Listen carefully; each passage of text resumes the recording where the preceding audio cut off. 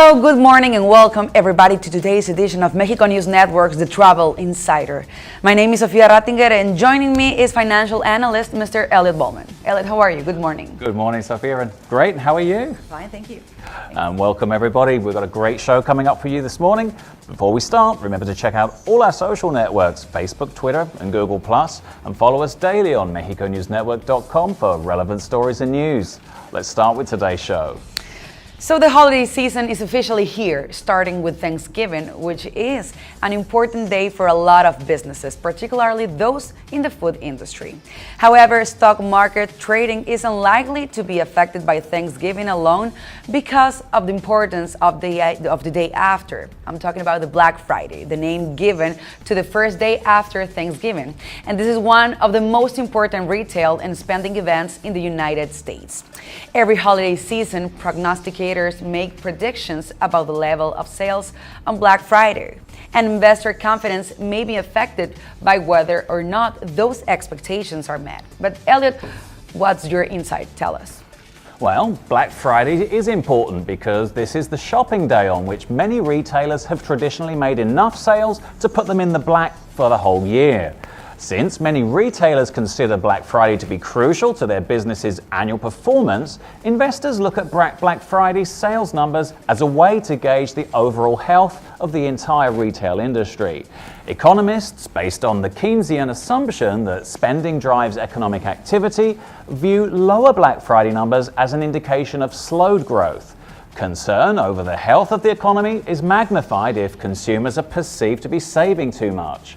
This can even cause the stock market to suffer. Regardless of how the stock market reacts to it, the fact is that during Black Friday and Cyber Monday, website traffic volumes explode with approximately 200% higher rates of traffic than normal, with some sectors experiencing much higher increases.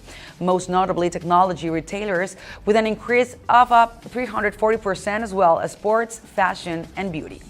Meanwhile, sectors such as home and garden and holidays and travel experience a much smaller increase by comparison. However, with sales up 130 and 110%, it is not to be ignored. Certainly not, Sophia. After years of intense competition among retailers over Thanksgiving weekend, hotel, airline, and other travel websites have entered the fray, holding sales of their own in the hope of steering holiday spending to travel and experiences. The cut-rate travel deals are already now standard in the industry. So what we're seeing right now, of course, is increased activity economically through cyberspace and traditional retail.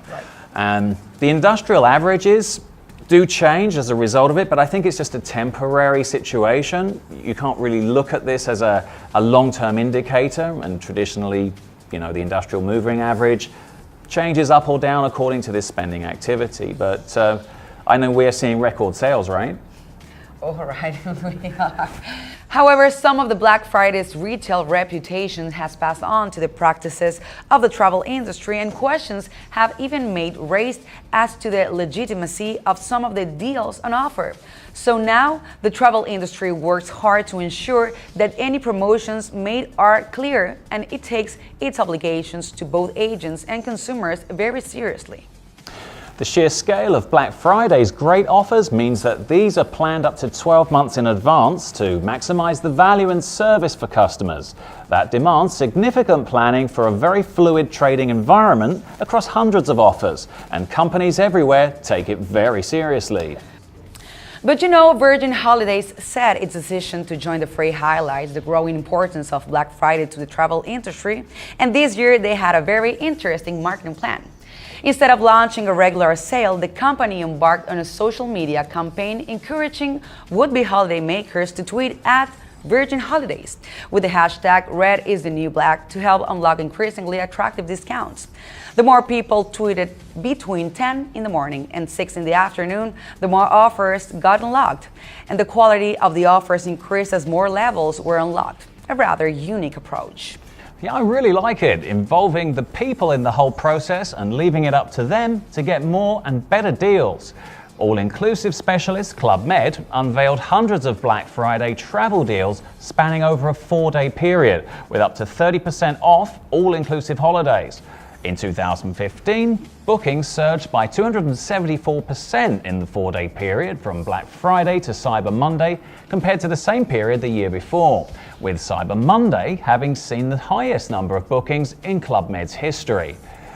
And this tradition has transcended not only industries but also frontiers. Since Amazon decided to introduce the concept into the UK in 2010, it has grown rapidly, building in popularity since it properly exploded into the public consciousness in 2014, far exceeding forecasts, catching many off guard and overwhelming some operations.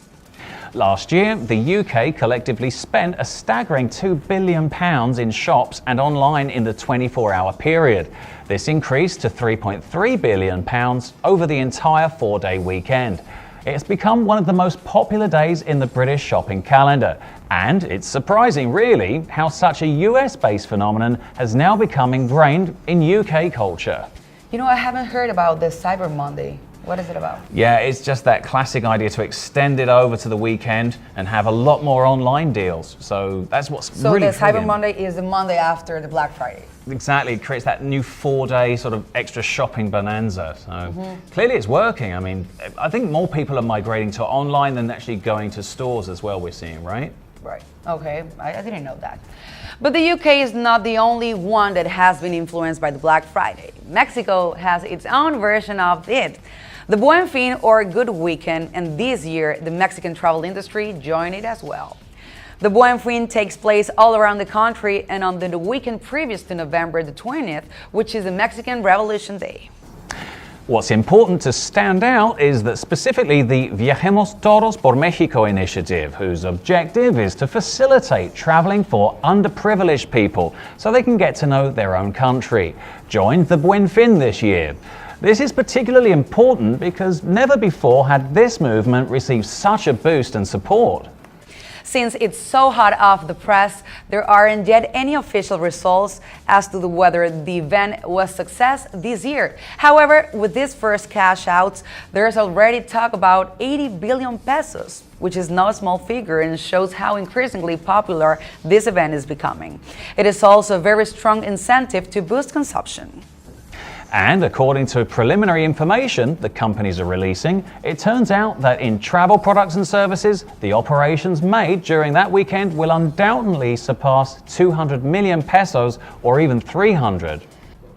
And if you compare it to what was spent in much more demanded products like appliances and food, the income generated by the travel industry doesn't even reach their 50%. However, 300 million pesos are no small figure in absolute terms, and it didn't do any harm for several companies to sell more than they usually do.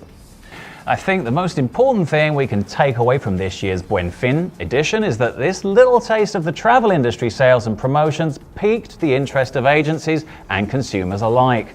So probably we'll be seeing more travel products participating in next year's event. So what did you buy in this Buen Fin? Well, I did book some travel. I've took advantage of some great discounts, and especially, you know, LATAM travel for next year really was a good offer for Dominican Republic. And did you find a good discounts? Yeah, I did. I was looking at between 30 and 35% on packages. So I think it's actually a lot stronger than even last year. And you, what did you get? I stayed at home. You shopped online. I was afraid, yes. I know. But maybe next year. I'm going to save a lot of money by televisions, DVDs, and those things. Maybe a new cell phone, maybe. Wow. Talking a lot of money, maxing out those credit cards. I know. Well, this is all for today. Thank you for staying with us. My name is Sofia Rattinger. And I'm Elliot Bullman. Thanks for joining us. Remember to follow us on all our social networks. That's Facebook, Twitter, and Google+. And follow us on our website, Mexico News Network, for more stories about Mexico and the world. Until next time.